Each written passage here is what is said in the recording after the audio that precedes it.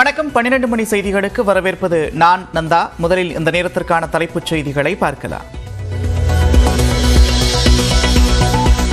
இரட்டை இலை சின்னத்தை பயன்படுத்த ஓ பன்னீர்செல்வத்திற்கு விதிக்கப்பட்ட தடை தொடரும். மேல்முறையீட்டு வழக்கில் இடைக்கால உத்தரவு பிறப்பிக்க உயர்நீதிமன்றம் மறுப்பு.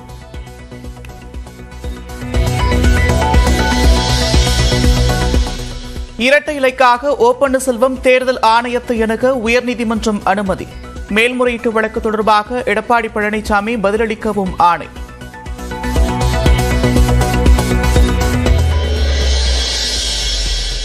நெல்லை, மயிலாடுதுறை தொகுதிகளுக்கான காங்கிரஸ் வேட்பாளர்கள் இன்று மாலைக்குள் அறிவிப்பு. விளவங்கோடு இடைத்தேர்தல் வேட்பாளரும் அறிவிக்கப்படுவார் என்று செல்வப்பிரந்தகை தகவல்.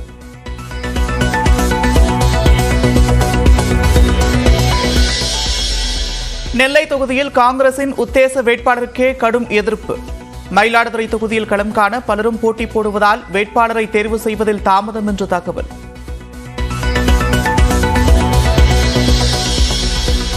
இன்று நெல்லை மற்றும் கன்னியாகுமரியில் திமுக மற்றும் கூட்டணி வேட்பாளர்களை ஆதரித்து பரப்புரை செய்கிறார் முதலமைச்சர் மு.க. ஸ்டாலின். பொதுமக்களையும் சந்தித்து வாக்கு கேட்கிறார்.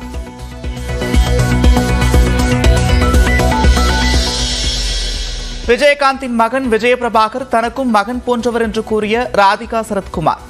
காங்கிரஸ் வேட்பாளர் மாணிக்கம் தாக்கூர் மக்கள் நலனில் அக்கறை கொள்ளவில்லை என்றும் விமர்சனம்.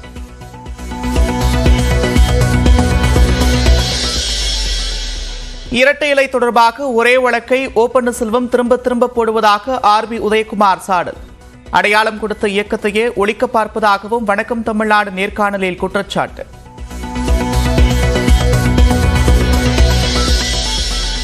மத்திய அரசை விமர்சிக்க காரணமில்லாததால் மாநில சுயாட்சி, வரி பகிர்வு பற்றி திமுகவினர் பேசுகின்றனர். நியூஸ் 18 களம் 18 நிகழ்ச்சியில் தமிழ் மாநில காங்கிரஸ் கட்சியின் தலைவர் ஜி.கே. வாசன் விளக்கம்.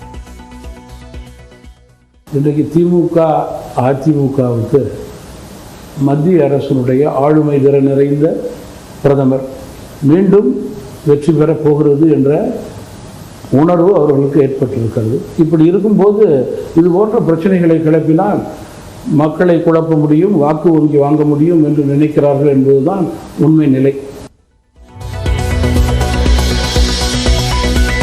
கோவை வெள்ளையங்கிரியில் கடந்த 2 நாட்களில் மலையேறிய 3 பேர் உயிரிழப்பு.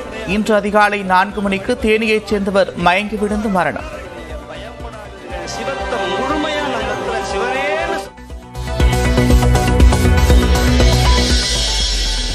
வயநாட்டில் ராகுல் காந்திக்கு எதிராக கே. சுரேந்திரனை களமிறக்கும் பாஜக. ஏற்கனவே இந்திய கம்யூனிஸ்ட் வேட்பாளராக அனிராஜா அறிவிக்கப்பட்டதால் மும்முனை போட்டி.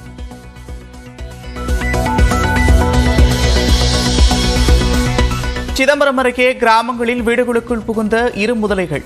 வனத்துறையினர் பாதுகாப்பாக மீட்டு ஏரியில் விட்டனர்.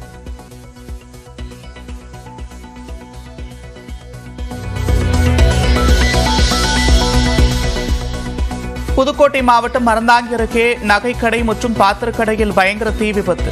பல லட்சம் மதிப்பிலான பொருட்கள் எரிந்து சேதமான நிலையில் தீயை அணைக்கும் பணி தீவிரம்.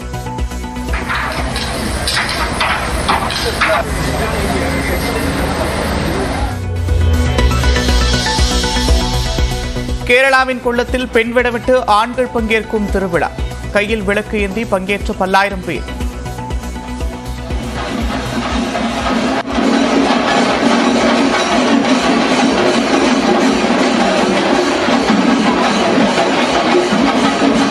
கிருஷ்ணகிரி தொகுதி காங்கிரஸ் வேட்பாளர் கோபிநாத் தனது குடும்பத்துடன் வந்து மனு தாக்கல் செய்திருக்கிறார். கூடுதல் விவரங்களை செய்தியாளர் குமரேசன் வழங்க கேட்கலாம். குமரேசன், விவரங்கள். நந்தா, கிருஷ்ணகிரி நிச்சயமாக, அதாவது கிருஷ்ணகிரி மாவட்டத்தை பொறுத்தவரை கடந்த 20ஆம் தேதி முதல் வேட்புமனு தாக்கல் செய்து நடைபெற்று வருகிறது. இந்த நிலையில் தற்பொழுது வரை, அதாவது கூட்டணி கட்சிகளுடன் அனைத்து கட்சி வேட்பாளர்கள் வேட்புமனு தாக்கல் செய்து வந்த நிலையில் இன்று கிருஷ்ணகிரி நாடாளுமன்ற தொகுதிக்கு காங்கிரஸ் வேட்பாளராக கோபிநாத் அறிவிக்கப்பட்டுள்ளார். இந்த நிலையில் அவர் நாளை வேட்புமனு தாக்கல் செய்து வரும் செய்வார் என்ற தகவல் வெளிவந்த நிலையில் இன்று தனது கூட்டணி கட்சிகள் யாருமின்றி குடும்பத்துடன் தற்போது வேட்புமனு தாக்கல் செய்துள்ளார். இதனால் இது குறித்து அவரிடம் கேட்டபொழுது தனது குடும்பத்துடன் தான் எப்பவும் வேட்புமனு தாக்கல் செய்வது வழக்கம், அதாவது கூட்டணி கட்சிக்காருடன் யாரும் வருவதில்லை, இது தனது வழக்கம் இல்லை என்று தற்போது தெரிவித்துள்ளார். நந்தா, நன்றி குமரேசன் விரிவான விவரங்களுக்கு. கோவையில் வேட்புமனு தாக்கல் செய்ய ஊர்வலமாக வந்த நாம் தமிழர் கட்சியினரின் வாகனங்கள் தடுத்து நிறுத்தப்பட்டன. விவரங்களோடு செய்தியாளர் குருசாமி இணைகிறார். குருசாமி, விவரங்கள். நாம் தமிழர் கட்சியின் கோவை வேட்பாளர் கலாமணி இன்றைய தினம் வேட்புமனு தாக்கல் செய்வதற்காக தனது ஆதரவாளர்களுடன் வாகனங்களில் கிளம்பினார். சுமார் 50க்கும் மேற்பட்ட வாகனங்களில் அவினாசி சாலை காலப்பட்டி பகுதியிலிருந்து மாவட்ட ஆட்சியர் அலுவலகத்துக்கு கிளம்பிய வேட்பாளரை காலப்பட்டி அருகே காவல்துறையினர் மற்றும் தேர்தல் அதிகாரிகள் தடுத்து நிறுத்தினார்கள். ஒரே நேரத்தில் 50க்கும் மேற்பட்ட வாகனங்கள் கட்சி கொடி கட்டி செல்வதற்கு அனுமதி இல்லை, இதற்கு முறையான அனுமதி பெற்றிருக்க வேண்டும் என அறிவுறுத்தினர். இதனைத் தொடர்ந்து நாம் தமிழர் கட்சியினருக்கும் காவல்துறையினருக்கும் இடையே வாக்குவாதம் ஏற்பட்டது. இதனைத் தொடர்ந்து வாகனங்கள் ஒரே நேரத்தில் மொத்தமாக வாகனங்கள் அனைத்தும் செல்லாமல் 5 வாகனங்களாக செல்லுமாறு காவல்துறை அறிவுறுத்தியிருக்கிறார். இதனைத் தொடர்ந்து சுமார் ஒரு 15 நிமிடத்திற்கு மேலாக காவல்துறையினர் நடைபெற்ற வாக்குவாதம் நிறைவு பெற்று தற்பொழுது வாகனங்கள் கிளம்பி இருக்கிறது. 5 வாகனங்களாக தற்பொழுது வேட்புமனுவை தாக்கல் செய்வதற்காக வாகனங்கள் கிளம்பி இருக்கின்றன. இந்த போராட்டம் காரணமாக அந்த பகுதியில் சிறிது நேரம் ஒரு பரபரப்பான சூழல் நிலவியது. நந்தா,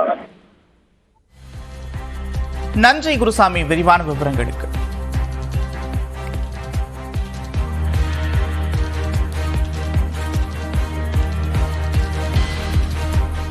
வேலூர் தொகுதியில் மீண்டும் களம் காணும் திமுக வேட்பாளர் கதிரானந்த் மனு தாக்கல் செய்தார். வேலூரில் உள்ள திமுக அலுவலகத்திலிருந்து ஆட்சியர் அலுவலகம் நோக்கி ஊர்வலமாக வந்த அவர் மாவட்ட ஆட்சியர் சுப்புலட்சுமியிடம் வேட்புமனு தாக்கல் செய்தார். அப்போது கதிரானந்தின் தந்தையும் அமைச்சருமான துரைமுருகன் உள்ளிட்டோர் உடனிருந்தனர். கதிர் ஆனந்திற்கு மாற்று வேட்பாளராக அவரது மனைவி சங்கீதா மனு தாக்கல் செய்தார். அரசியலமைப்பு சட்டம் 84 பிரிவின்படி டிஎம் கதிர் ஆனந்த் என்னும் நான் மக்களவையில் உள்ள இடம் ஒன்றை நிரப்புவதற்காக வேட்பாளராக நியமிக்கப்பட்டுள்ளதால் நெல்லை மயிலாடுதுறை காங்கிரஸ் வேட்பாளர்கள் பட்டியல் இன்று மாலைக்குள் வெளியாகும் என்று அக்கட்சியின் மாநில தலைவர் செல்வபெருந்தகை தெரிவித்திருக்கிறார். தமிழ்நாட்டில் திமுக கூட்டணியில் காங்கிரஸ் கட்சி 9 இடங்களில் போட்டியிடும் நிலையில் அதில் 7 தொகுதிகளுக்கான வேட்பாளர்கள் ஏற்கனவே அறிவிக்கப்பட்டுள்ளனர். இந்நிலையில் சென்னை சத்தியமூர்த்தி பவனில் வேட்பாளர் அறிமுக நிகழ்ச்சி நடைபெற்றது. அதில் அக்கட்சியின் மாநில தலைவர் செல்வபெருந்தகை கன்னியாகுமரி, கடலூர், கரூர், திருவள்ளூர் தொகுதிகளில் போட்டியிடும் வேட்பாளர்களை அறிமுகம் செய்து வைத்து தேர்தலில் போட்டியிடுவதற்கான ஏ படிவம் மற்றும் பி படிவங்களை அவர்களுக்கு வழங்கினார். அப்போது செய்தியாளர்களை சந்தித்த செல்வபெருந்தகை நெல்லை, மயிலாடுதுறை மக்களவை தொகுதிகள் மட்டுமின்றி விளவங்கோடு இடைத்தேர்தலுக்கான வேட்பாளர்கள் பெயர் இன்று மாலைக்குள் அறிவிக்கப்படும் என்றார். திருநெல்வேலி மட்டும் அல்ல, இடைத்தேர்தல் விளவங்கோடு, மயிலாடுதுறை இன்னைக்கு மாலைக்குள்ள அறிவிப்பார்கள். இது எங்களது தேசிய கட்சி. தமிழ்நாடு மட்டும் அரசியல் கிடையாது, இந்தியா முழுவதும் இருக்கின்ற ஒரு தேசிய கட்சி. காஷ்மீர்லேருந்து கன்னியாகுமரி வரைக்கும் ஒரு வேட்பாளராக பரிசீலனை செய்து அதை வெளியிட வேண்டிய பணி இருக்கிறது. ஒரு ஜனநாயகத்தை உள்வாங்கிய கட்சி காங்கிரஸ் பேரியக்கம். இப்ப எல்லாரும் பாஜக மாதிரிலாம் ஆளை பார்த்து சீட்டை கொடுக்கறதுலாம் கிடையாது.